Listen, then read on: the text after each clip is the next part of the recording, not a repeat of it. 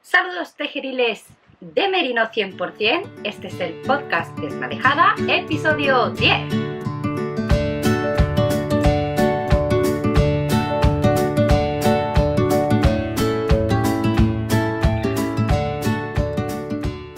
Bienvenidas y bienvenidos a un episodio más del podcast Desmadejada. Por fin estoy cumpliendo mis propósitos de podcast y estamos aquí en el siguiente podcast 2 semanas después del anterior. Y bueno, lo primero que tengo que contarte, que aunque parezca mentira, pensaba que en 2 semanas no iba a tener apenas nada que contarte, pero sí tengo cosas que contarte. Y lo primero que te tengo que decir es que te suscribas a la newsletter porque va a haber muchas novedades a partir de septiembre. Estoy trabajando en ellas ahora en agosto. Además de tener una zona VIP desde donde podéis descargaros un montón de recursos gratuitos solo para los suscriptores.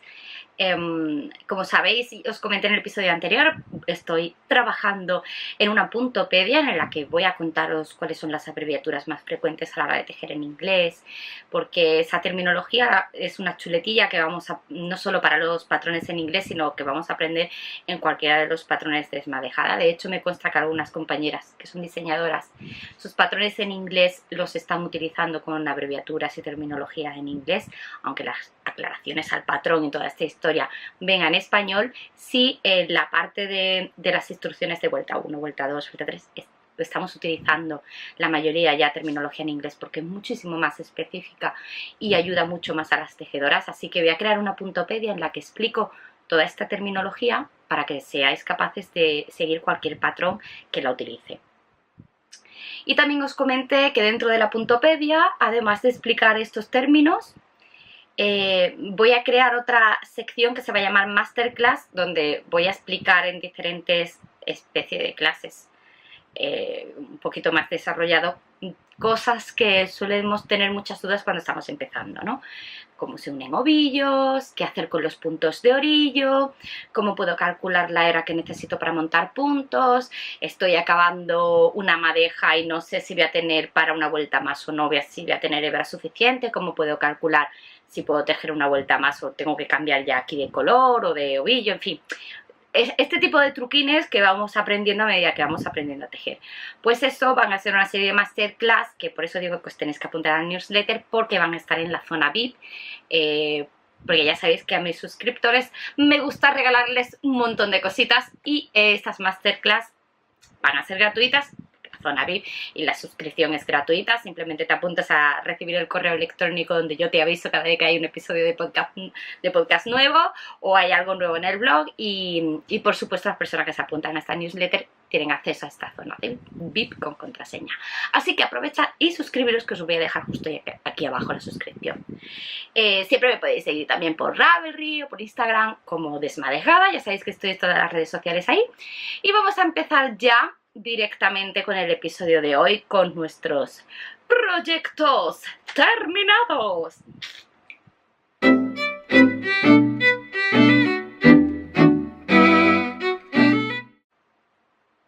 Y sí, aunque parezca mentira, tengo algún proyecto terminado.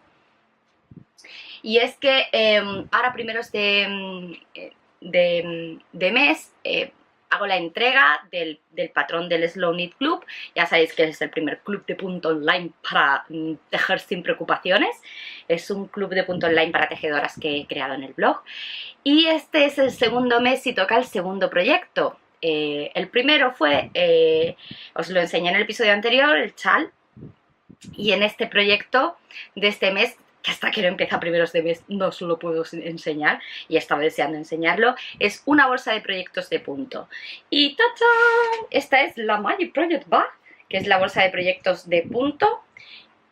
Es una bolsa de proyectos, un patrón que he ideado específicamente para poder aprovechar y rebajar nuestro stash lanero. Yo he aprovechado 2 ovillos que tenía de Rosas Craft, que es este color. Muy difícil de conseguir, no lo he encontrado online, lo encontré en una tienda física.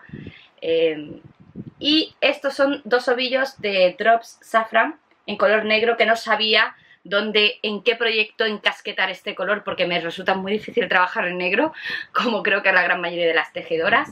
Y como veis es una bolsa súper grande porque este proyecto puedes adaptarte perfectamente el tamaño de la bolsa a la medida que tú quieras. Es otra de las cualidades que tiene este proyecto del club, que está pensado para rebajar el stash y para poder utilizarlo a la medida y adaptarlo a la medida que tú necesites. Yo la he hecho súper grande porque necesito unas cuantas bolsas de proyecto para meter ahí, pues cuando tejo un jersey, o para poder llevar la cuadrimanta, o ahora que estoy todavía en fase previa y no es demasiado extensa y puedo tener una bolsa grande como esta. Y aquí ya he metido yo un jersey que aún tengo por ahí, que a medio terminar, que es este, que ya os lo he comentado en algún que otro episodio. Está aquí como un UFO, tengo muchos UFOs, algún día hablaremos de ellos. Y bueno, este patrón se puede cerrar así. Hay algunas compañeras del club que lo van a tejer como un bolso de verano y le van a poner unas asitas de madera, o sea que, como veis, es un patrón que da mucho juego. La base es un metre de square en aumentos para poder ir adaptando al tamaño que tú quieras, y sobre todo lo interesante de que la base sea un metre de square es que podemos ver la proyección de la diagonal del cuadrado. ¿Y por qué es tan importante esta proyección de esta diagonal?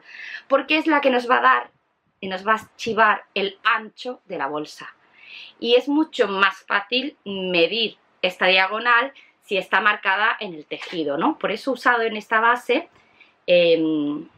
es el metre de square que cuadrado. Además, que sea cuadrado me parece muy interesante porque le da como una base para poder apoyarse mucho mejor que si es un rectángulo y demás, ¿no? Si lo pones en la mesa, siempre si la apoyáis, siempre se va a quedar como mucho más fácil, ¿no? Mucho más uniforme, porque va a tener una base más consistente. Y después el cuerpo se divide en distintas franjas. Os voy a enseñar aquí algunas. Lo ideal para rebajar stash es que podéis usar aquí un color de lana, aquí otro resto de stash, para esta franja otro. Bueno, tiene aquí una franja con textura, a ver si se ve bien. ¿Veis? Tenéis esta franja con textura, otra franja lisa, una franja en punto elástico para ajustar un poco más en la boca de la bolsa y que sea mucho más fácil cerrarlo, ¿no? Por este punto elástico. Y después lleva un pliegue que va ajustado aquí en costura para poder meter el I-cord, ¿no? Que también enseño en el patrón cómo tejer un I-cord. Puedes ponerle dos cordones, uno hacia un lado y otro hacia otro, para tirar así y que cierre. Yo he preferido ponerle solo un cordón. En el patrón viene explicadas las dos cosas, porque me gusta coger un poquito de cada y colocármelo aquí para ir tejiendo y que salga de aquí el ovillo, y aprovechar y llevar el ovillo aquí mientras tejo, ¿no? Y me resulta más cómodo solo con un I-cord por eso. Pero bueno, da mucho juego y estoy súper contenta con él. Las chicas ya están empezando en el club a combinar los diferentes colores de su stash lanero y de sus diferentes ovillos para poder conjugar la bolsa que vayan a tejer. Y ya sabéis, y ahora creo que me voy a hacer otra para tejer calcetines más pequeñita, así. Y es muy divertido porque al tener franjas con distintas secciones no te aburre estar tejiendo todo el rato. Además no lleva costura, está tejido en circular. Y a mí se me ha hecho muy ameno, ha sido muy divertido de diseñar y de tejer, y las chicas están ya terminando el chal y empezando este proyecto. Y este es el proyecto que os podía enseñar como proyecto terminado esta semana. Y ahora, dicho esto, ahora mismo no tengo ningún proyecto terminado más, así que vamos a pasar a la siguiente sección del podcast, que son los proyectos en progreso.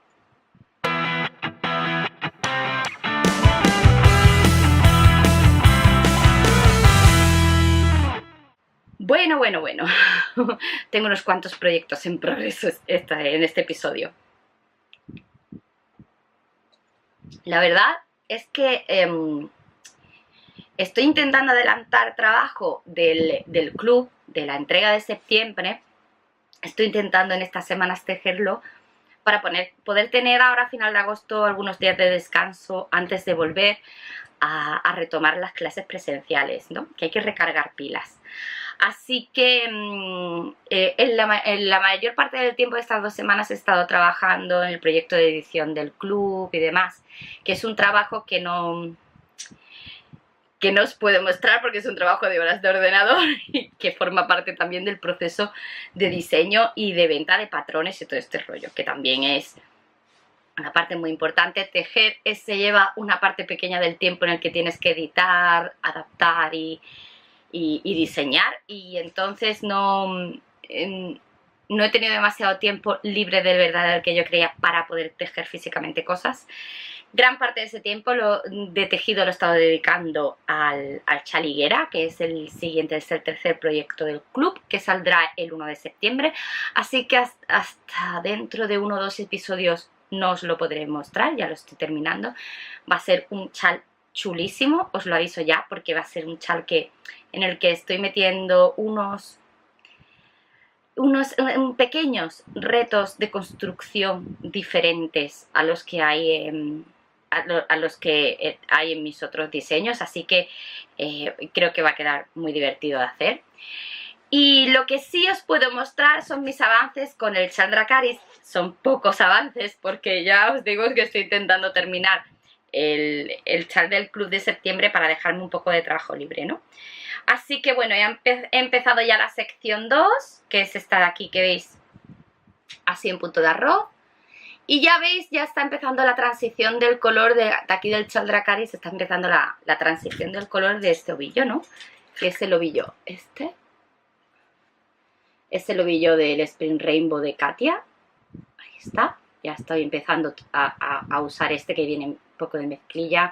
Después pasará el azul mezclado con este color navy tan chulo. Y la verdad es que tengo muchas ganas de ver cómo queda todas estas texturas que tiene el chal Dracarys con este hilo. Es un hilo, la verdad es que es súper suave. Creo que es algodón con acrílico, porque no, creo que no es 100% algodón. Pero es que a mí lo que me pudo fue el colorín.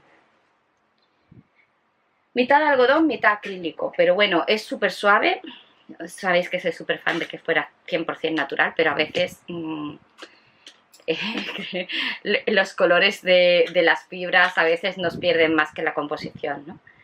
Y bueno, estoy muy contenta. Vamos avanzando también en el cal del acompañamiento del Dracarys. Ya hemos hecho alguna que otra sesión en directo para ir resolviendo dudas.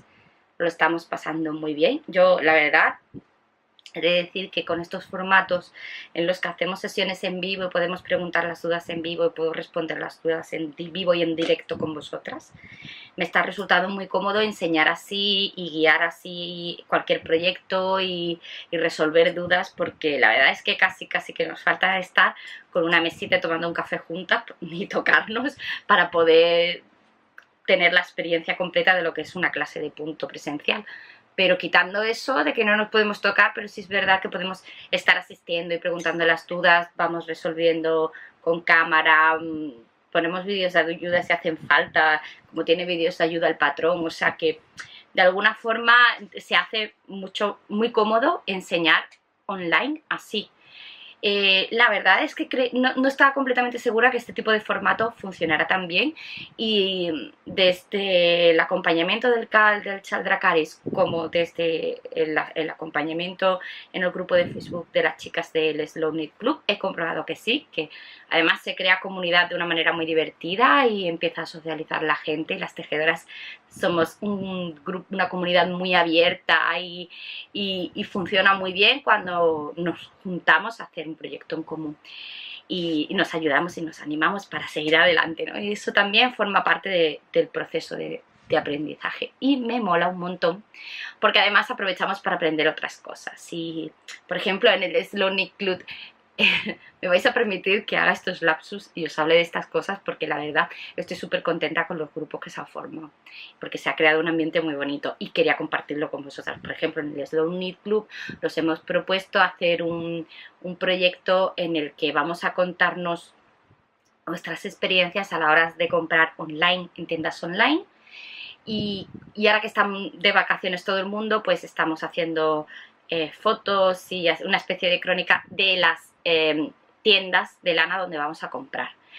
Y queremos crear un directorio en el que podamos decir cuáles son tiendas de confianza, tiendas que hayamos probado y nos hayan gustado, que nos atiendan súper bien, que no buscamos tanto que sean low cost, sino como el hecho que tengan un servicio estupendo, ¿no? Si hayamos tenido un problema, no nos hayan puesto problemas, si hemos tenido un problema con el envío, por ejemplo, ¿no? O que el ovillo no era el código de color que habíamos pedido, alguna cosa así, que hayan sido suficientemente amables y diligentes y profesionales para apoyarnos, ayudarnos y atendernos. Y eso yo creo que es mucho más importante a la hora de cuando hacemos un pedido online,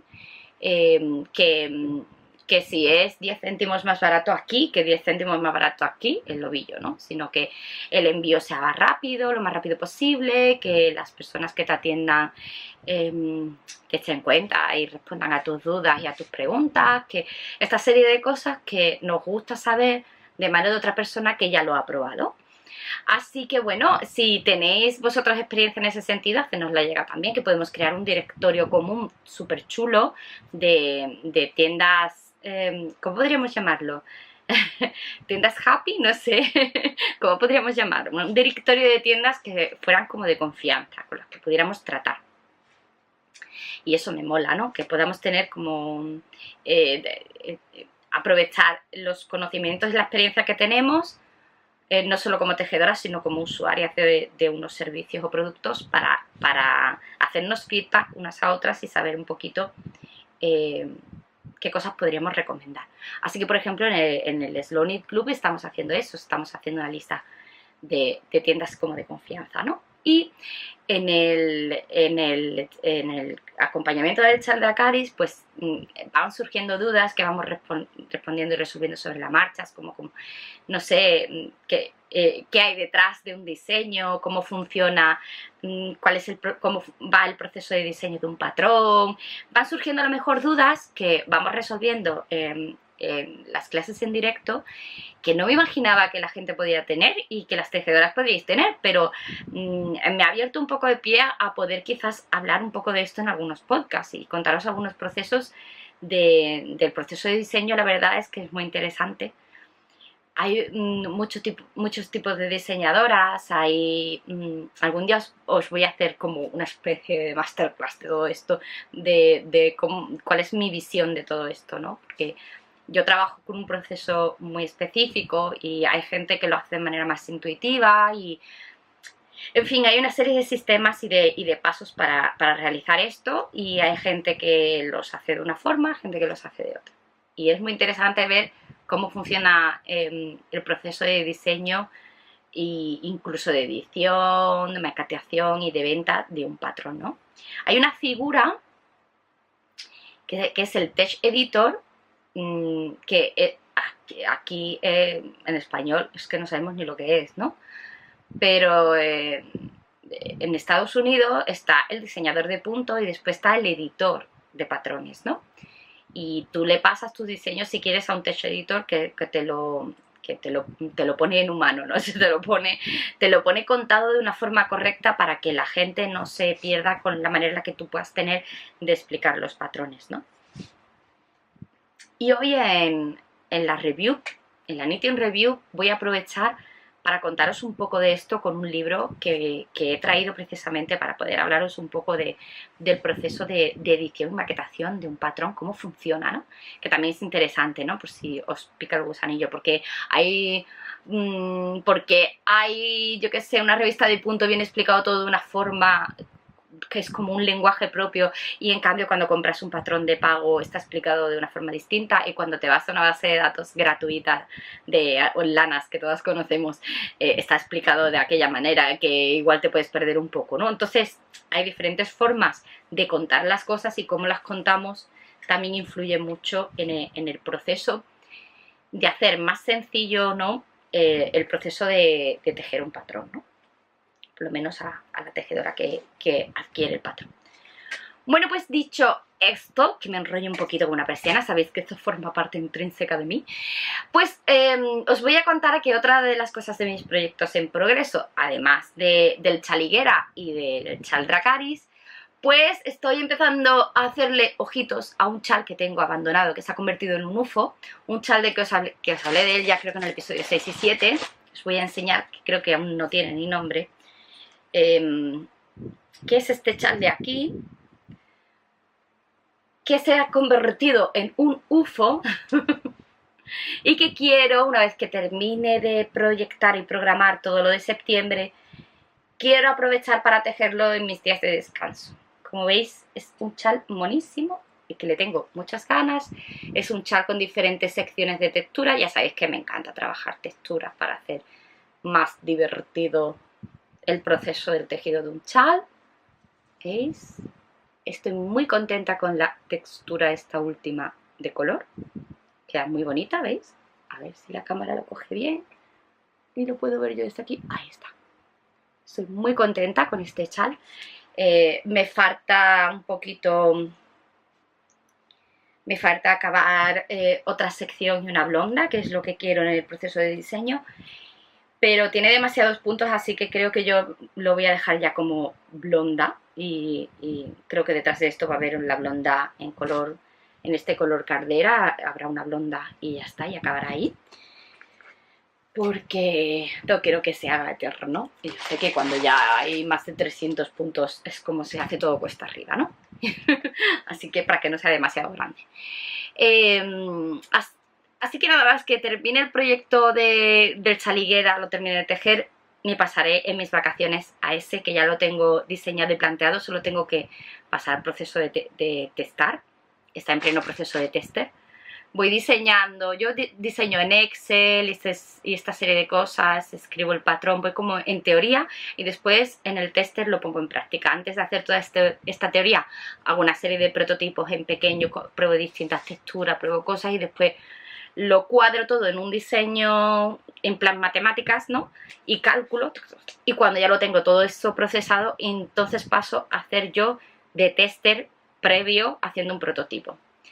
Después de hacer ese tester previo, viene otro proceso que es el de testarlo, ¿no? Con tejedoras. Así que esta vez lo que voy a hacer es, desde la newsletter, hacer un llamamiento a la gente que quiera testar el patrón para que se apunten y se inscriban y reciban la información necesaria de cómo funcionará el tester y demás. Así que bueno, aquí tenéis otro motivo para apuntaros a la newsletter. Si queréis testar alguno de mis patrones, los llamamientos para tester los haré desde la newsletter para que el que se quiera apuntar en alguna de las convocatorias de tester que haga pueda hacerlo desde ahí. Así que aprovecha. Bueno, y dicho esto, pasamos a la siguiente sección del podcast, que es el Knitting Review.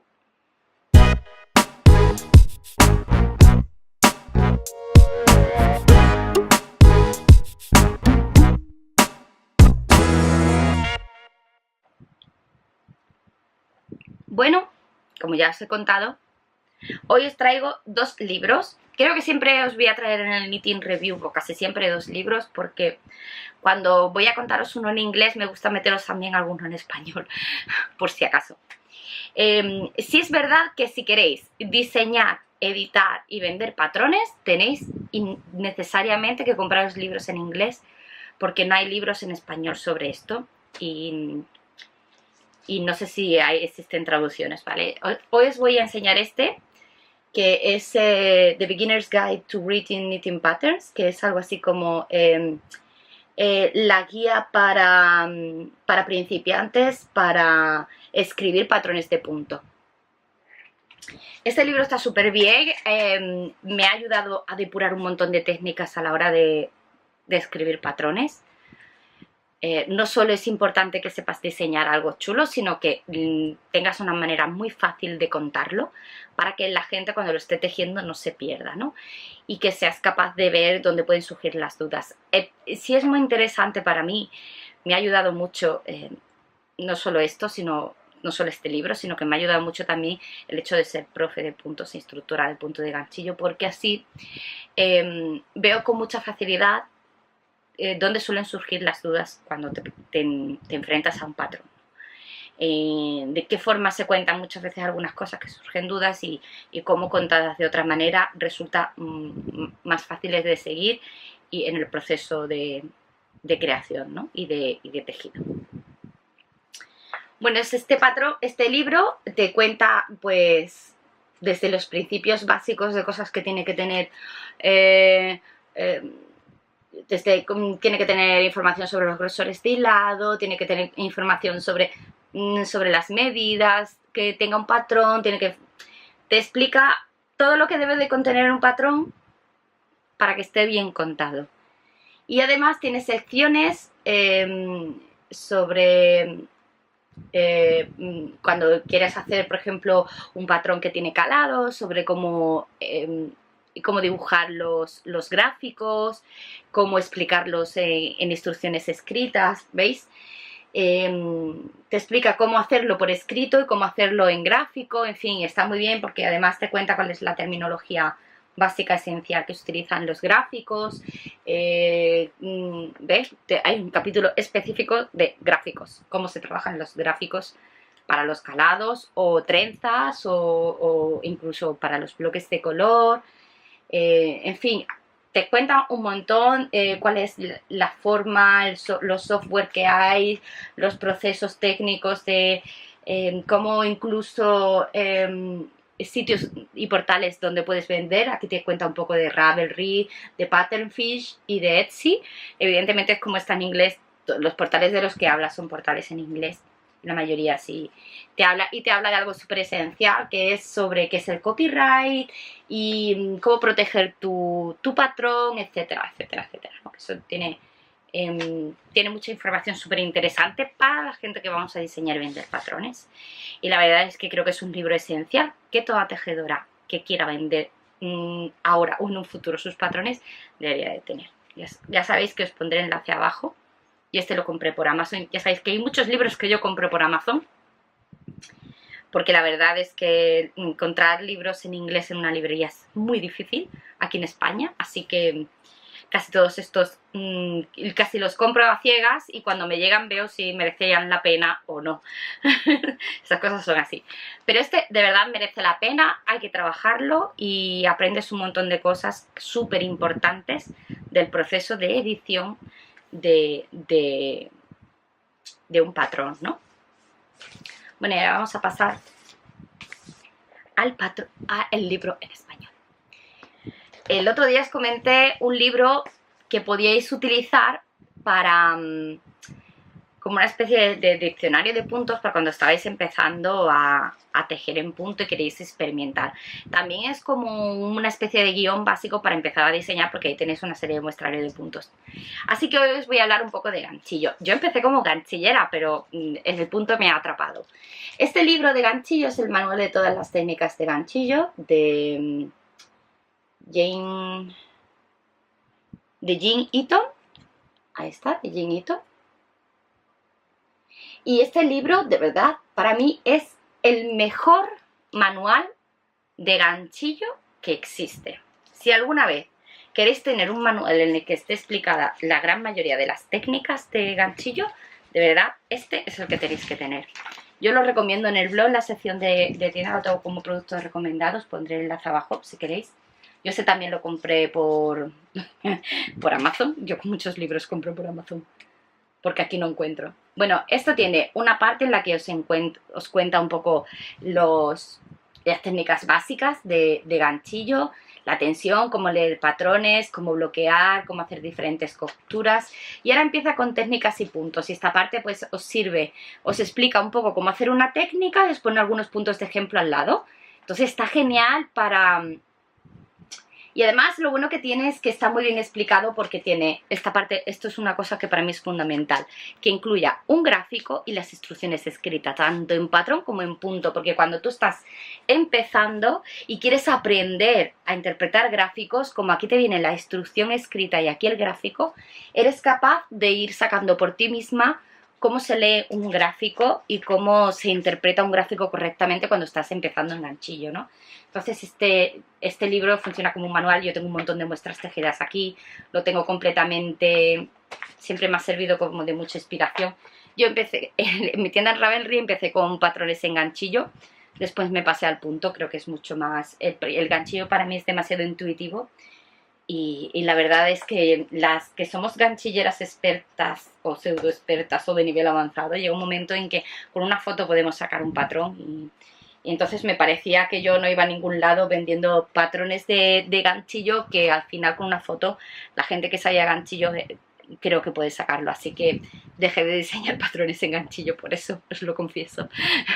Pero siempre vuelvo muchas veces al ganchillo y hago siempre al año alguna cosa en ganchillo porque me resulta también muy gratificante. Son dos técnicas completamente diferentes.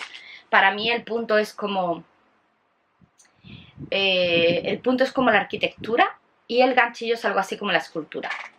Bueno, más que la escultura, como el modelado. Porque en ganchillo puedes ir transformando sobre la marcha puntadas y volúmenes y creando cosas sobre la marcha. Y puedes deshacer y hacer de una manera más intuitiva, es mucho más intuitivo. Y en cambio el punto es como si quieres crear un volumen, tienes que trabajarlo muy de antemano y muy bien para que cuando esté terminado llegues a ese volumen. Quizás por eso, si quieres aprender a diseñar en punto, lo mejor es empezar diseñando chales, que son tejidos planos. Y antes de empezar a diseñar jerseys, porque los jerseys ya trabajamos con un volumen y tienes que aprender a crear un volumen, y eso ya es como tienes que tener muy claro cómo trabajar en plano las formas para poder después crear volúmenes, ¿no? En ese sentido, por eso se me antoja un poco como la arquitectura. Tienes que tener muy claro en un plano, cuando trabajas un plano, cómo va a funcionar con un volumen, cómo va a funcionar la estructura, si va a aguantar la estructura, el peso, la dinámica, toda la historia. Y en cambio en ganchillo es casi como el modelado en barro, puedes ir transformando sobre la marcha de una manera muy intuitiva un patrón, ¿no? De hecho, mi abuela tenía revistas de patrones a lo mejor de ganchillo, que eran portugueses, la revista era portuguesa, y las revistas de ganchillo antiguas que tiene mi abuela no incluye patrones, incluyen unas fotazas enormes. Entonces tú eres capaz de contar los puntos en la foto y de sacar el patrón sin necesidad de incluir instrucciones. O sea, imaginaos, si eso ocurría en la época de nuestras abuelas, pues ahora para mí sí es verdad que hay diseñadores de ganchillo que se lo montan muy bien, hacen patrones aparentemente muy complejos, con puntos difíciles de sacar a primera vista, y consiguen vender muchos patrones. Por ejemplo, Lily Go y Doris Chan.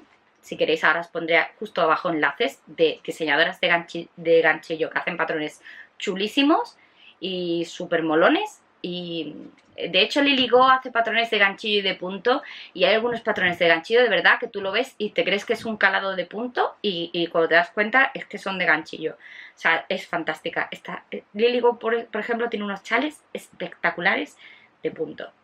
O sea que es como para un nivel avanzado. Si eres nivel avanzado de ganchillo y quieres retos de ganchillo, búscate patrones de Lily Go. Os pondré el enlace a la tienda de Ravel de Lily Go y de Doris Chan para que veáis algunos patrones de ganchillo molones.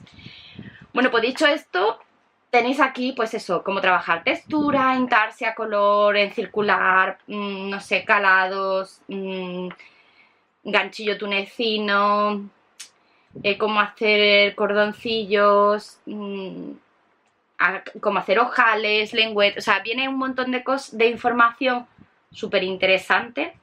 Incluso si eres de nivel avanzado te lo recomiendo, porque la verdad es que para mí lo interesante de este libro es que tiene recopilada todas las técnicas. Al final viene una serie de proyectos que ella propone utilizando algunos de los puntos que pone de ejemplo para aprender las técnicas. Al final te pone algunos proyectos de ejemplo que puedes sacar a raíz del contenido que viene en este libro, ¿no?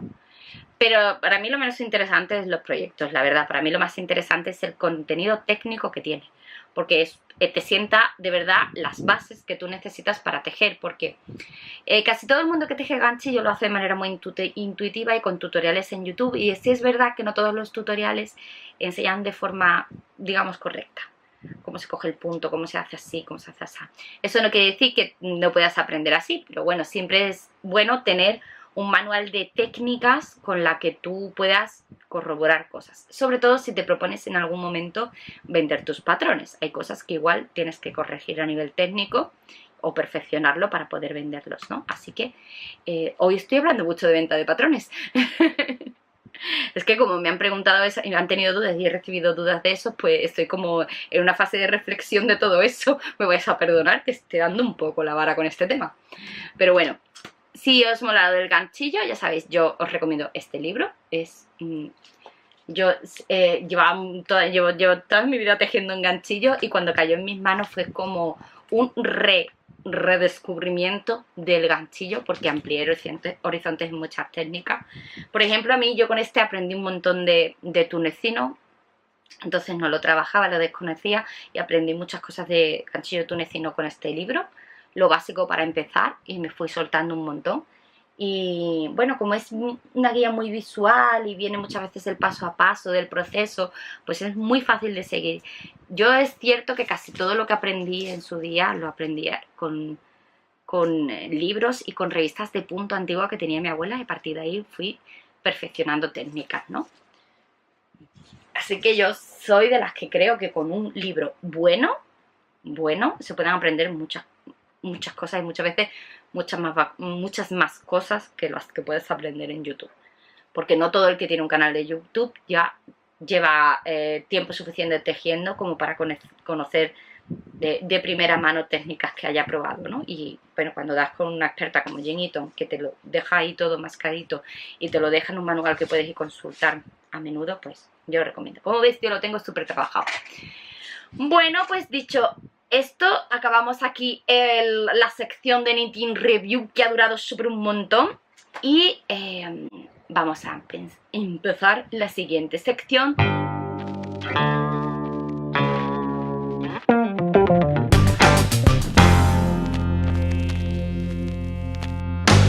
Os voy a comentar un poquito sobre cómo es el proceso de diseño de un chal, ¿vale? Voy a poner un chal como ejemplo, que es más fácil que si pongo un jersey, pero bueno, así os hacéis una idea. Primero hay un proceso de inspiración que también tiene un proceso sistematizado.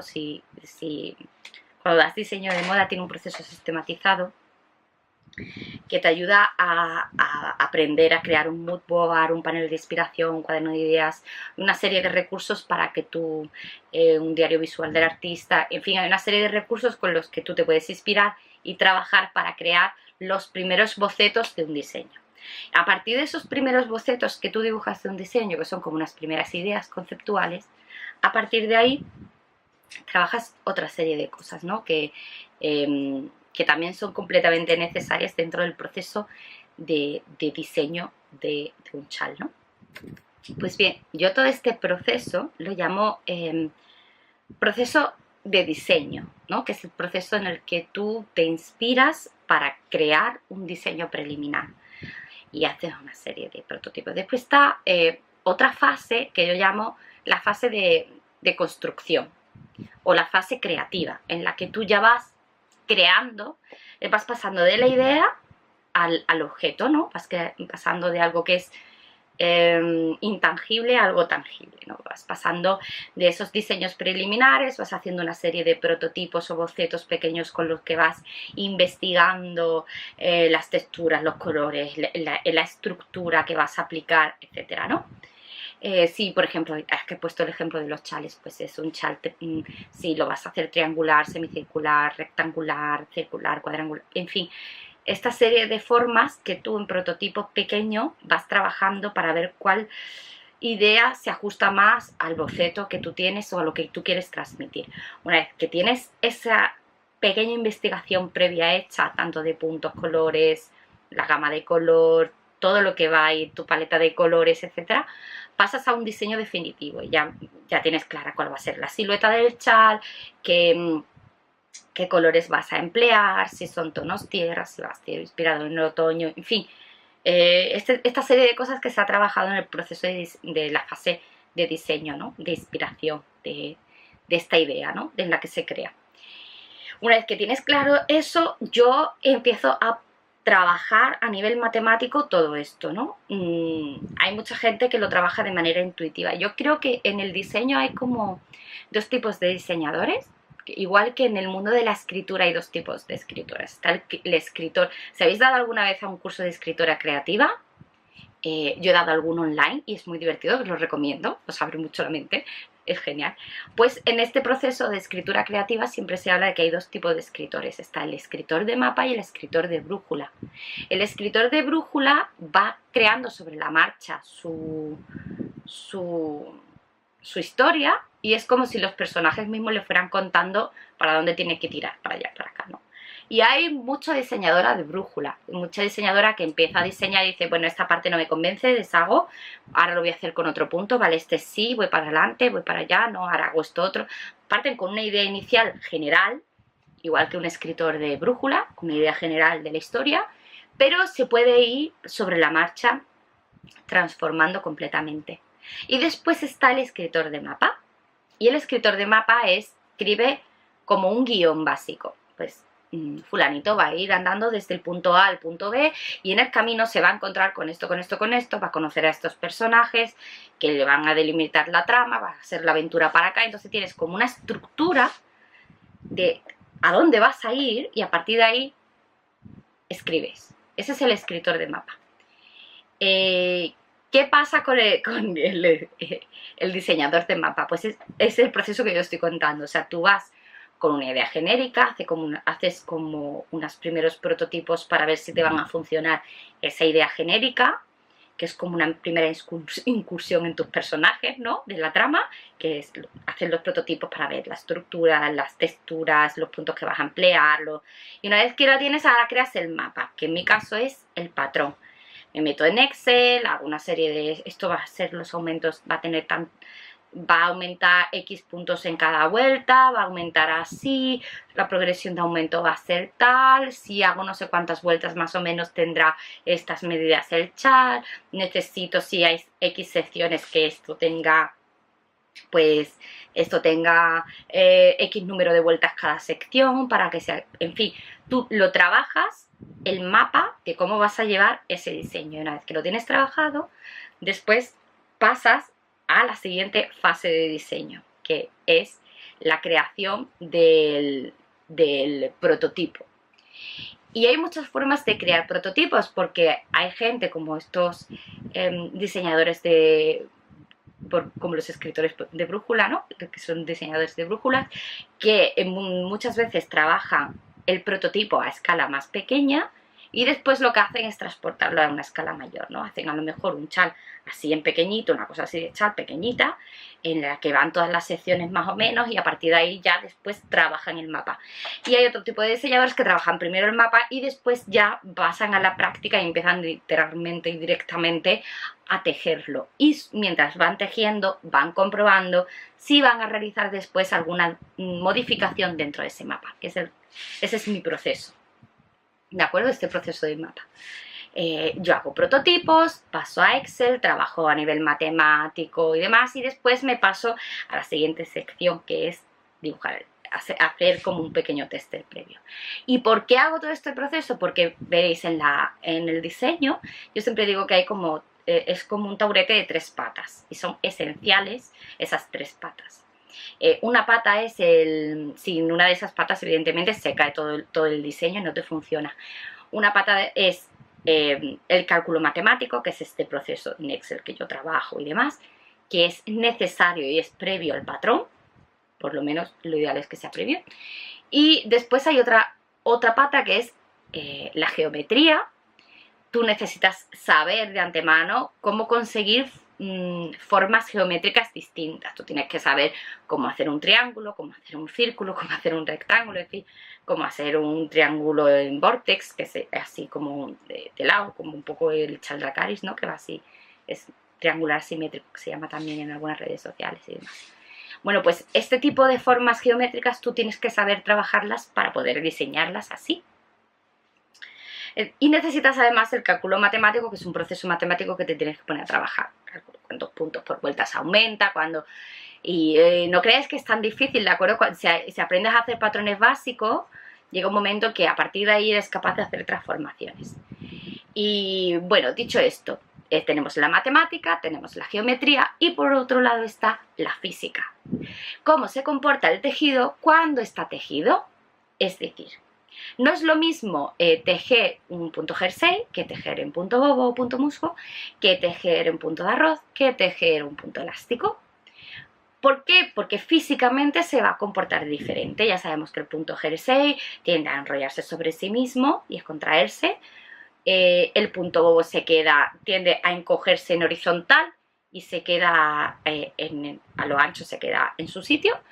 El punto de arroz tiende a expandirse a lo ancho y el punto elástico tiende a encogerse a lo ancho. O sea que cada uno se va comportando de forma diferente en cuanto a la física del tejido, ¿no? Entonces necesitas saber estas tres cosas: geometría, aritmética o cálculo y física. Si tú tienes esos tres conceptos y los trabajas dentro de un diseño, pues puede funcionar.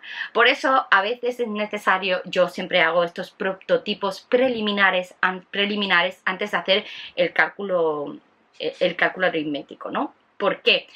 Trabajando un poco la geometría, aprovecho a trabajarlo con la física para ver cómo se comporta el tejido y saber más o menos a la hora de hacer el cálculo previo cómo me puede funcionar. A pesar de todo esto, después cuando hago el prototipo a escala real, puede comportarse de una manera que no esperaba y tener que transformar o modificar algunas de las secciones del tejido. Pero esto forma parte todo de la fase 2 de construcción y creación del patrón.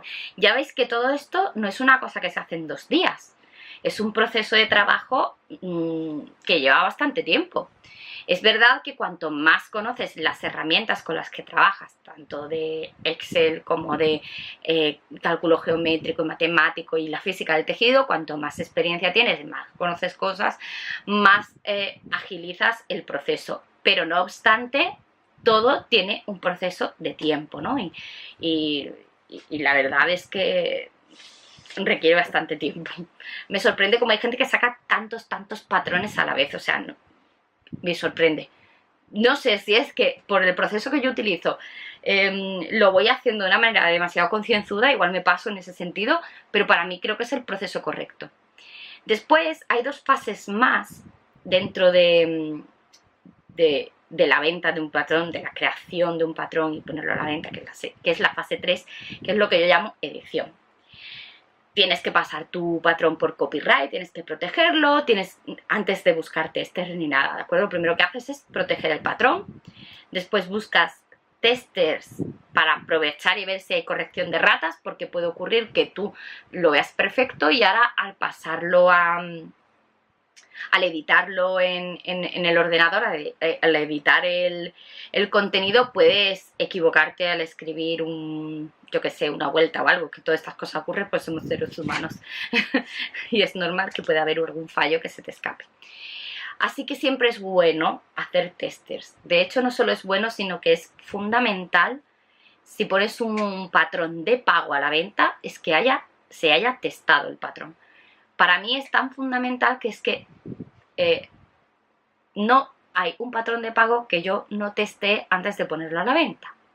O sea, si no está de pago, a lo mejor no lo he testado. O sea, lo he testado yo, pero no lo he testado con otras tejedoras. Pero si está de pago, está testado. Porque creo que es súper importante, porque como ser humano se te pueden escapar cosas, ¿no?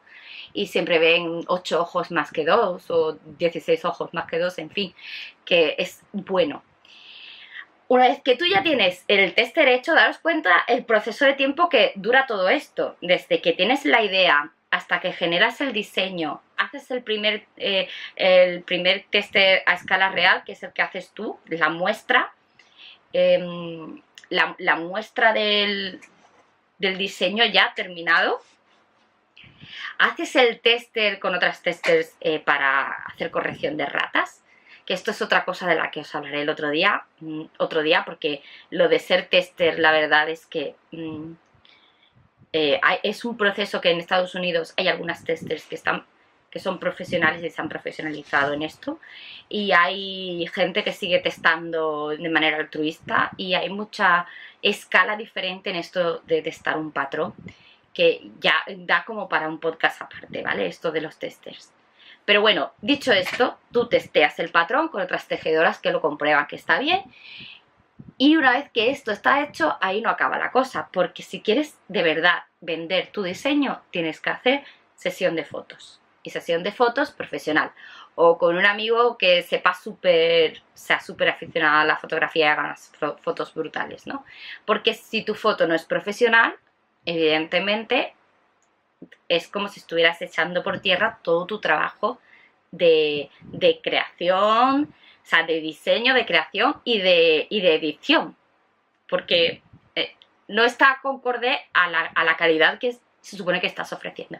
Y de verdad que pagar a un profesional para que os haga una sesión de fotos no es tan caro. Y si queréis lanzar alguna vez una colección de patrones, esperad a tener 2 o 3 chales, testar los 2 o 3 chales a la vez y hacer una edición de fotos con 2 o 3 chales, porque una tarde de sesión de fotos pues sale entre unos 40 o 50 euros, por lo menos aquí sale más o menos eso, ¿no? 40 o 50 euros una tarde de sesión de fotos. Ya evidentemente todo depende de si maquillas tú, si tienes alguien que te hace de modelo, si haces de modelo tú, en fin, aquí hay cosas que pueden subir de precio en función de la calidad y de profesionalidad que quieras meter, pero lo básico para empezar, que es contratar un fotógrafo profesional, pues te puede costar eso, 40 o 50 euros, ¿no? Si además tienes amigas monas y guapas que se prestan a hacerte de modelos, pues genial, ¿no? Y si tienes una de ellas que se le da bien maquillada a las demás, pues también la puedes aprovechar. Verás que tú puedes ir tirando de recursos cuando estás empezando. Y eso te puede ayudar a abaratar los costes iniciales de un patrón. No sé si os estáis dando cuenta, pero aquí yo ya estoy sumando muchos gastos y todavía no he puesto a la venta el patrón. Porque proteger un patrón también tiene un coste. Pero esto no voy a decir precios porque depende del país desde donde estéis protegiendo el patrón y demás, ¿no? Y porque hay diferentes leyes internacionales y dependiendo de la que te acojas va una cosa u otra. Esta parte de protección de patrón os recomiendo leer esta parte del libro de lo que hemos comentado y si no también buscaros un abogado de protección intelectual que es el que os puede informar de todo esto. Y sobre todo, después de hacer la sesión de fotos, pues claro, ahora te toca hacer la edición y maquetación final del patrón, con las fotos incluidas, toda la historia. Y después de esta fase 3 de edición, llega la fase 4, que es de venta. Y aquí es donde ya todo el mundo se pierde, no sé por qué. Mira, si vas a empezar a vender tus patrones, créate un perfil en Ravelry y créate una cuenta de editor, o sea, de designer, de diseñador, y empieza a vender tus patrones allí. ¿Cómo funciona esto de la venta de patrones? Evidentemente cada plataforma se lleva una comisión por la venta, o sea, si tú PayPal lleva una comisión por la venta, Ravelry lleva una comisión por la venta y al final pues se te queda mucho más reducido el precio de venta, ¿no? Más impuestos. Más impuestos. Un 21% del patrón es para pagar IVA, más, en fin, tu autónomo y todas tus historias, ¿no? O sea que dentro de una campaña de venta tienes que tener claro los distintos portales donde puedes vender el patrón y distintas formas en las que tú puedes hacer una campaña de venta o promocionar la venta de un patrón. Ya tenéis aquí un montón de información inicial. Espero que os ayude si en algún momento queréis diseñar y poner a venta alguno de vuestras ideas locas de diseño, que seguro que tendréis como yo ideas locas de diseño y que podáis utilizarlo, ¿no? Esta es como una especie de guía de ruta de la que os he hablado un poquito así por encima, de guía de ruta de pasos que hay que dar para poder llegar a vender un patrón. Además, aquí tú tienes que estar en formación constante porque esto también es un proceso de tiempo y de formación que tienes que tener para poder vender el patrón, porque si no, no lo vendes. Pero por encima de todo, da valor a lo que haces y sé consciente de que si todo esto tiene un proceso de tiempo, tú eso evidentemente lo tienes que cobrar cuando vayas a vender un patrón diseñado por ti, o sea que no te dé miedo. Dicho esto, que me enrollo como una persiana, vamos a empezar la siguiente sección de novedades.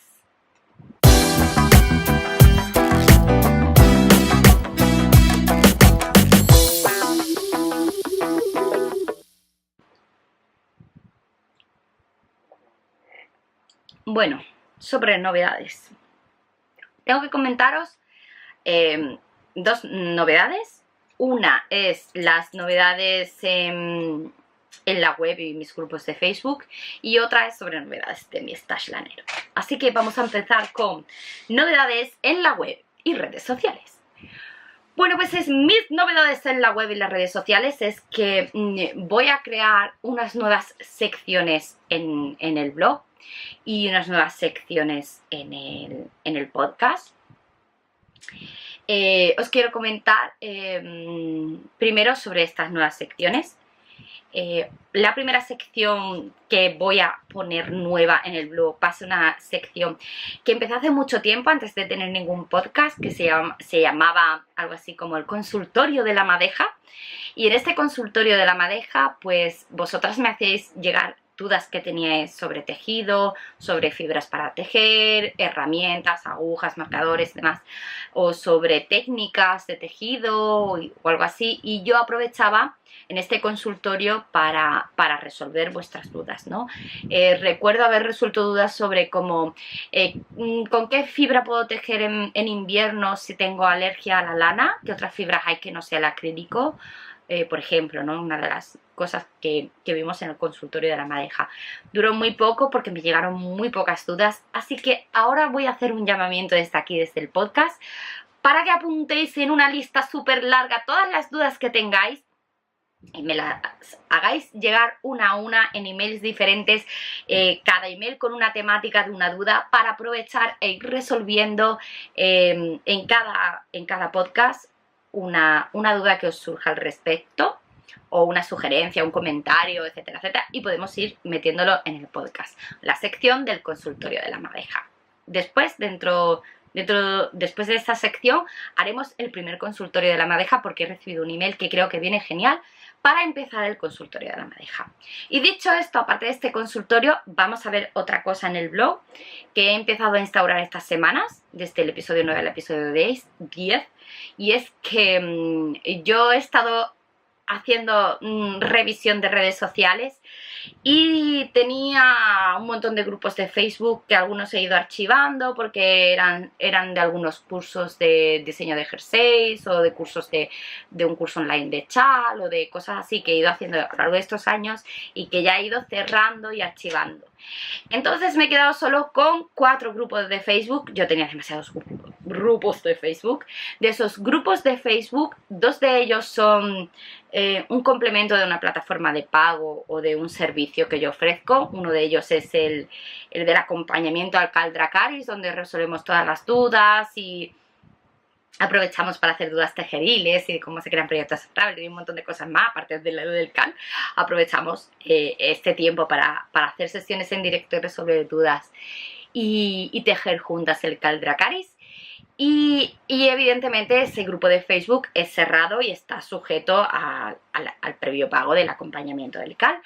El otro grupo, que también está cerrado y sujeto a un previo pago de la plataforma, forma parte de un servicio que es el Slow Knit Club, que es un servicio de club online de punto, el primer club online de punto para tejedoras y para tejer sin preocupaciones. Y este grupo evidentemente está cerrado y si solicitas entrar sin haber hecho el pago del club, evidentemente no puedes entrar.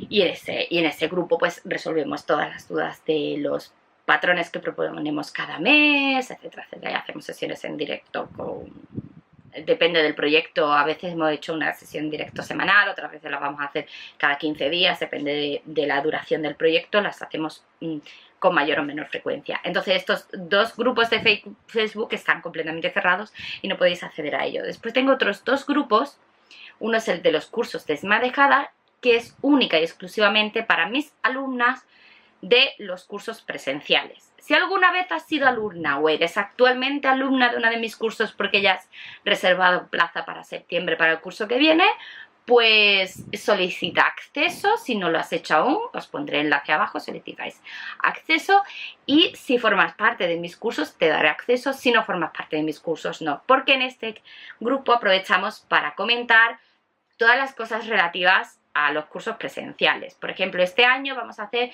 una fiesta de inauguración de los cursos de esmadejada, que no sé si será a final de septiembre o principios de octubre, donde haremos una quedada un sábado, nos iremos de tiendas veremos tiendas de artesanos, veremos algunas tiendas de lanas y nos iremos juntas a tomarnos una tapita y a tejer todo el mediodía hasta la hora que nos dé la gana. Y eso lo haremos un sábado y solo será para las alumnas de los cursos. Así que si quieres aprovechar y vivir la experiencia completa, que vamos a hacer alguna que otra salida de este año, y esta será la primera, que será una salida de inauguración. Y esto no va a suponer ningún coste adicional, cada una se paga sus historias y demás. Simplemente echamos el rato juntas y creamos comunidad para que todas las compañeras de los diferentes grupos de los cursos presenciales se conozcan y podamos hacer alguna quedada extraordinaria de vez en cuando, ¿no? Y echar la mañana juntas y todo esto. Así que este es el tercer grupo que tengo, que como veis también es cerrado y está condicionado a ser una alumna de los cursos presenciales. Y el cuarto grupo, que este está abierto a todo el que quiera entrar, el cuarto grupo es el de El Reto Desmadejada. Y ese grupo de Facebook se creó hace unos cuantos años ya, creo que en el 2013 o 2014, para alojar los retos de rebajar stash que yo tenía entonces en el blog.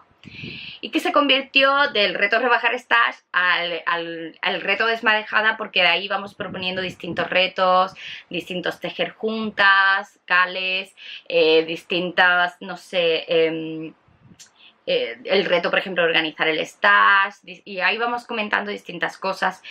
Todas las semanas voy a ir subiendo algún que otra foto en la que os pregunto cosas como cuál es vuestro proyecto tejeril, qué es lo que te has propuesto esta semana, cómo buscas tu inspiración. Total, que iremos haciendo una dinámica dentro del grupo del reto desmadejada, y desde ese grupo de Facebook vamos a promocionar todos los retos que se hagan desde el blog, ¿de acuerdo? Tiene una página que es El Reto Desmadejada, o sea, es desmadejada.com/reto desmadejada, sí, bueno, os lo pondré por aquí abajo. Y desde esa página vais a ver cuáles son los retos actuales, los retos que se van a proponer próximamente, los retos que se hicieron en su momento, por si queréis revisionarlo. Por ejemplo, tenéis acceso al reto rebajar stash, que es un reto en el que se proponían una serie de patrones que nos podía servir para rebajar nuestros restos de ovillos, y que todavía está accesible en el blog, y podéis ver qué patrones de Ravelry os pueden funcionar para rebajar stash, ¿no? Cuáles son los pros y los contras de cada patrón, porque cada patrón está minuciosamente diseccionado para que podáis saber según el stash que tenéis cuál os puede funcionar mejor y cuál os puede funcionar peor, por ejemplo. Y otro reto es el de organizar el stash, reto de yoga para tejedoras, en fin, tenéis ahí un montón de información. Y en este grupo de Facebook voy a empezar a proponer retos cada 1 o 2 meses, algún reto relacionado con el tejido, que miraremos desde el blog o revisionaremos desde el blog para que nos pongamos las pilas como tejedoras, ¿de acuerdo? O algún cal de vez en cuando. Todo esto va a ir, cada uno de estos retos va a tener sus propias normas, así que lo bueno de estar metida en este grupo de Facebook del reto es que vais a poder ver y saber de antemano, antes que nadie, los retos que se van a ir proponiendo, ¿no? Y además aprovecho en este grupo para preguntar cosas como voy a hacer la última pregunta que he hecho, por ejemplo, estoy pensando en hacer otro directo en Facebook para resolver vuestras dudas. ¿De qué os gustaría que hablara? ¿Cuál es el proyecto que queréis tejer y que no sabéis? ¿Qué es lo que se os atasca como tejedoras? Y aprovechar los directos de Facebook que hago de vez en cuando para resolver algunas dudas de estas también, ¿no? Por ejemplo, ¿no? Pues desde el grupo aprovecho para preguntaros cosas que podemos aprovechar en el directo para resolver. Pues dicho esto, estas son las novedades que va a haber en la web. Como veis, estoy dando un giro total desmadejada. Voy a participar un montón con vosotras en redes sociales, en Instagram, en Facebook. Ya os contaré en Instagram lo que voy a hacer en Instagram y demás. Y dicho esto, vamos a pasar de las novedades de la web a las novedades en mi stash lanero.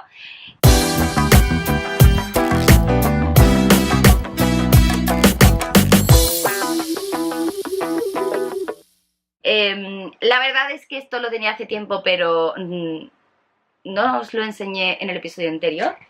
Es un ovillo avances de temporada de invierno, no lo puedo evitar.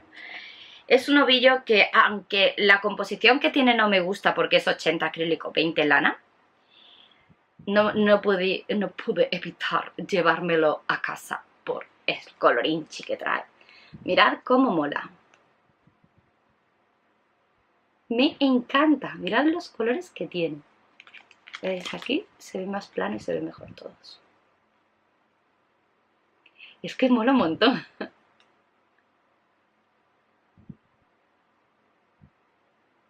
A ver, que es que me identifica la cara y no lo lee. Es genial. Me encanta. Esta es la Paint de Katia. ¿Ves? La Paint de Katia. A ver que con la luz. Ahí está. Paint de Katia. Y es el color 54. Mola un montón. Me encanta. O sea, esto de que vaya cambiando de color a veces me puede. Tenía muchas ganas de tejer algo así. Con una fibra que vaya así cambiando de color, para que vaya creando como un arco iris total. Así que estoy trabajando, esto bello lo estoy trabajando, o sea, esta calidad la estoy trabajando en un diseño que ya os comentaré, que aún no puedo enseñar. Y esta es una novedad en mi stash lanero, el Paint de Katia. No tengo más novedades en mi stash lanero. Y hasta aquí la sección novedades. Y pasamos a la sección, al consultorio de la madeja.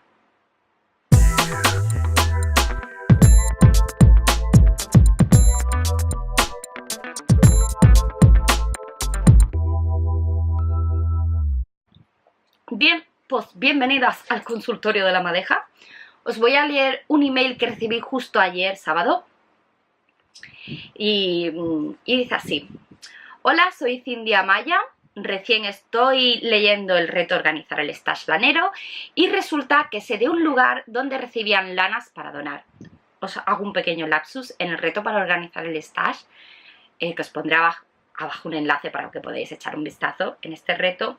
Una de las cosas que proponía era, pues, cuando hacíamos limpieza de lanas que sabíamos que no íbamos a utilizar, por ejemplo, lanas acrílicas o lanas que habíamos heredado pero que sabíamos que no íbamos a utilizar, en vez de almacenarlas, si no nos apetece tejerla, yo proponía que, bueno, que podíamos aprovechar para donar a algún sitio que reciban donaciones de lana para hacer proyectos solidarios y demás, ¿no? Sigo con el email de Cindy. Y dice, bueno, sucedió este verano, en febrero, en Chile, un gran incendio forestal que destruyó pueblos enteros. Y las tejedoras se organizaron en algo llamado, esto es un hashtag, 1000 frazadas para el sur de Chile. Os pongo por aquí. Junto con una tienda de manualidades llamada Revés Derecho. Esta era la cuestión. Uno tejía granis o cuadraditos de 20 por 20 centímetros con cualquier técnica y los donaba o simplemente donaba la lana para que otras tejieran dichos cuadraditos o los unieran. Bastaba con llegar con unos granis ya listos y ellas te facilitaban lana y te daban un tiempo para que tú llegaras con esos granis.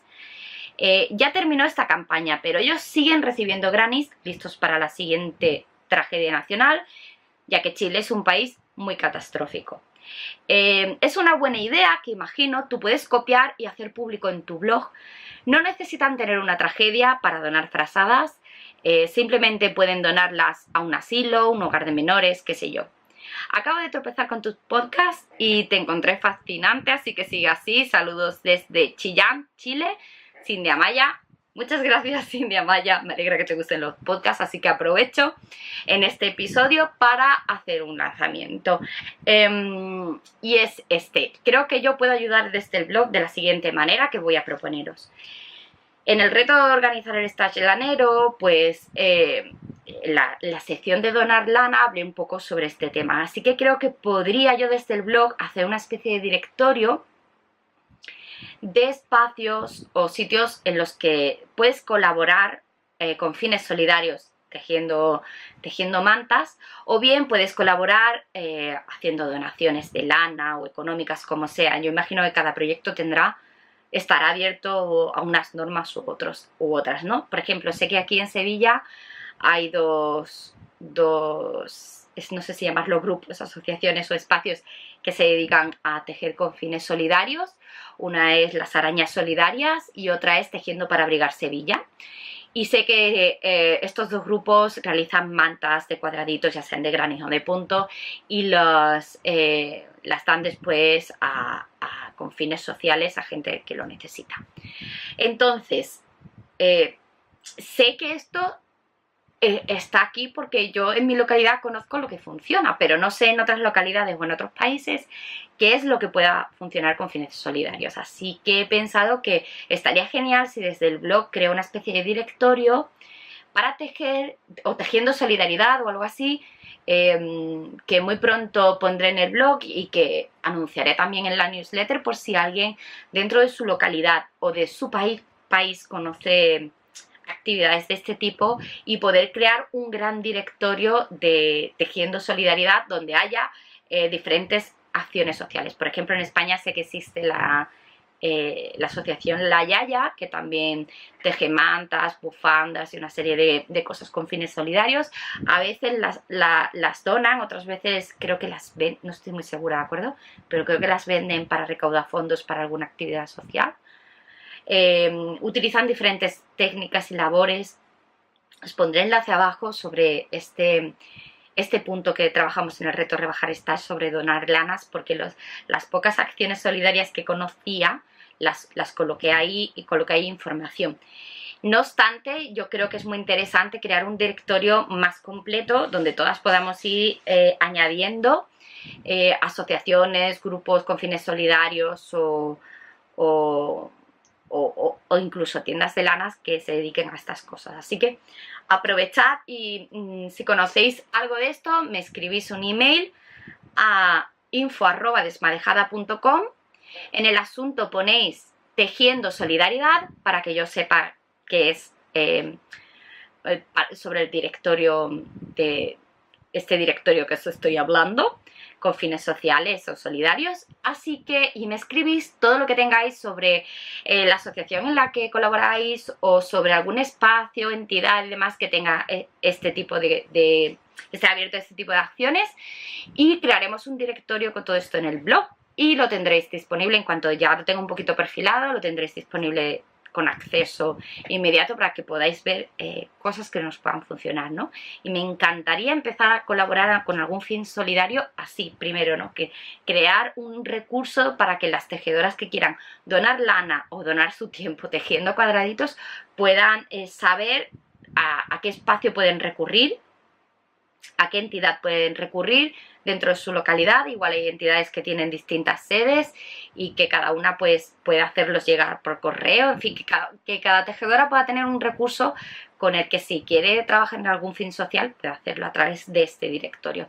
Así que ya sabéis, estoy abierta a escribir este directorio, enviádmelo toda la información que tengáis sobre lo que conozcáis, me lo enviáis al email info@desmadejada.com y creamos. Esto es el propósito que yo hago desde el blog, que es crear un directorio desde donde podamos ver todos estos recursos, porque creo que es necesario, que hace falta un directorio así y que no existe. O sea, si yo quiero yo quiero colaborar con una actividad con fines sociales y que utilice las labores y el tejido, evidentemente. Tejiendo Solidaridad es esto, ¿no? Que utilice la lana o a las tejedoras como un acto de solidaridad para tejer cosas para los demás. Entonces, creo que es muy interesante que este directorio se cree para que podamos tener un recurso al que acudir y ver cómo podemos colaborar en algo de esto, ¿no? Bueno, pues dicho esto, aquí acaba el consultorio de la madeja. Empezamos haciendo un directorio de solidaridad, Tejiendo Solidaridad, y es la primera propuesta que vamos a sacar con este consultorio de la madeja aquí en los podcasts. Y dicho esto, vamos a pasar a la última sección del blog, o sea, del podcast de hoy, que es series para tejer.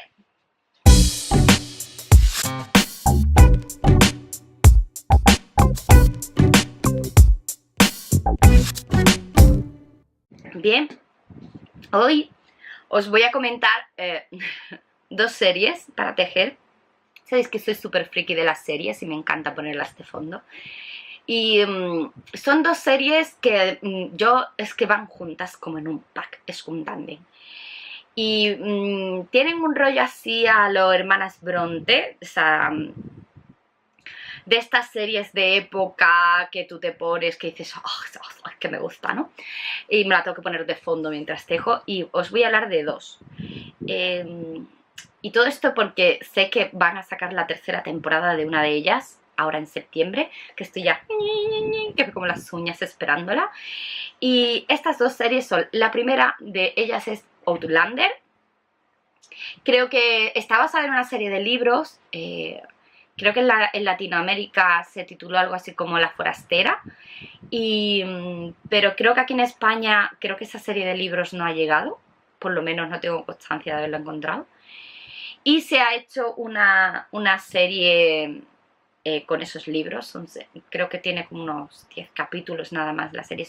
Estas dos series son muy pocos capítulos cada temporada, pero la verdad es que es súper interesante. Outlander tiene un punto de ciencia ficción muy poco al principio, porque os voy a contar solo el principio del primer capítulo, es lo que vais a encontrar en la sinopsis de esta serie si os la buscáis. Y la idea de la que parte la serie es una chica que va a visitar el pueblo de su marido, que está en Escocia, y cuando están en pleno viaje, pues toca unas piedras antiguas que formaban algún tipo de ritual ancestral, no sé qué historia, y se teletransporta, esta es la parte de ciencia ficción, ¿vale? Se teletransporta a la época del periodo de las guerras jacobinas y demás. Y que fue el fin de las Highlands y de toda la forma de existencia vital que tenían en Escocia. Entonces, es súper interesante a nivel histórico porque te enseñan el proceso. Ella es súper mega fantástica porque sabe idiomas y sabe un montón de historia y se puede desenvolver súper bien en esta época y nos quedamos todos así como un poco locos. Es una serie un poco subida de tono porque tiene cosas también que son muy duras, de torturas y cosas así, pero también tiene cosas súper chulas de paisajes y así, de como de amor súper romántico y un punto histórico y demás. Y lo que más me gusta de esta serie, y por eso la recomiendo para tejer, es los diálogos. Ya sabéis, o sea, esto es así. Si tiene buenos diálogos, es genial para tejer. Si es súper visual y no tiene buenos diálogos, pues no mola. También es verdad que esta serie es súper visual porque está ambientada en Escocia, entonces eso te da como un puntillo de ver aquí a todos los chicos con su kilt de tartán, así que molón, con las piernas así fresquitas. Y eso siempre mola, ¿no? Pero también los paisajes de Escocia, que son espectaculares, y los viajes que ella hace, y las relaciones entre los clanes y cómo funcionaba todo eso, pues también es muy interesante de ver. Es como muy melodramática porque es una serie que tiene esos subidores, esos bajones, entonces no te aburres para nada en ningún capítulo. Ahora mismo solo hay 2 temporadas. La mejor es la primera, para mí, o sea, me la pongo en bucle y es genial para tejer. Y ahora va a salir la tercera en septiembre. La verdad es que han tardado bastante en rodar esta tercera temporada, más de lo que yo pensaba. Pensaba que iba a salir en septiembre de este año y al final, o sea, perdón, en septiembre del año pasado, y no va a salir hasta septiembre de este año, se ha retrasado mucho. Así que por eso la recomiendo ahora, porque sé que va a salir la siguiente temporada y os da tiempo en estas vacaciones de veros tranquilamente la temporada 1 y 2 para llegar a cuando ya empieza la tercera temporada, para llegar fresquita a la trama, ¿no? Y después de Outlander os voy a recomendar una segunda serie que es un poco similar, porque está ambientada también en Escocia, lo que pasa que después de todo este proceso, un poco más adelante en el tiempo, o más atrás en el tiempo, no estoy segura muy bien, pero más o menos sobre esta época, y que es Poldark. Es una serie, aquí ya no hay ciencia ficción, nadie viaja en el tiempo, ¿vale? Poldark está ambientada en esta época, pero es súper interesante, de verdad. También tiene unos diálogos muy interesantes y una trama muy espectacular. Va sobre el trabajo de minería y un poco el proceso de industrialización y del aburguesado, y toda esta historia es como justo antes. y está súper bien porque ves un poco las tramas sociales, cómo funcionaba la justicia, los distintos estratos sociales, cómo funcionaba un poco la sociedad de esa época y la escala social y todo esto. Entonces tiene también tiene una trama de culebrón también muy interesante, pero todo esto a mí me recuerda siempre mucho a las hermanas Bronte, que hacían un poco como de crítica social dentro de todas sus novelas, ¿no? Porque siempre hay como una crítica social de todo esto, ¿no? Te lo muestran, pero te hacen una crítica social de todo al mismo tiempo. Y es lo interesante de Outlander y de Poldark, ¿no? Que vas viendo todo esto, pero desde un punto de vista de crítica social. Y está súper bien. Y Poldark creo que ese sí tiene 3 temporadas ya. Y creo que están ya grabando la 4ª, con lo que ya os podéis meter en Poldark mucho mejor. Y la verdad es que es una trama muy divertida, porque tiene también momentos de humor muy interesantes. Y yo me lo he pasado muy bien viendo estas 2 series. Os las recomiendo que os la pongáis de fondo para tejer, que aprovechéis, si ahora estáis de vacaciones de verano, aprovechéis y os la pongáis mientras tejéis al mediodía debajo del aire acondicionado. A no ser que tengáis mucha suerte, viváis en el norte de España que hace más fresquito. Aquí estamos viviendo en el sur de España, estamos viviendo en el infierno, hace un calor que te mueres. Y bueno, dicho esto, y aparte del calor que tenemos, os recomiendo que tejáis un poco con alguna serie, que siempre está mejor. Y nada, hasta aquí el episodio número 10 del podcast Desmadejada. Ya sabéis, no olvidéis suscribiros a la newsletter y seguirme por alguna de las redes sociales que me encontraréis como Desmadejada en Ravelry en Instagram. Y dicho esto, nos vemos en el siguiente podcast. Besitos tejeriles de Merino 100%.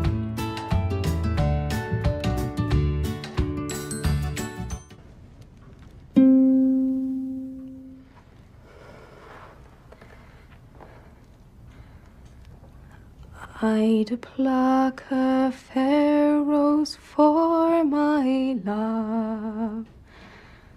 I'd pluck a red rose blowing. Love's in my heart, a trying so to prove what your heart's knowing. I'd pluck a finger on a thorn. I'd pluck a finger bleeding. Red is my heart, a wounded and forlorn, and your heart needing. I'd hold a finger to my tongue. I'd hold a finger waiting. My heart is sore until it joins in song. We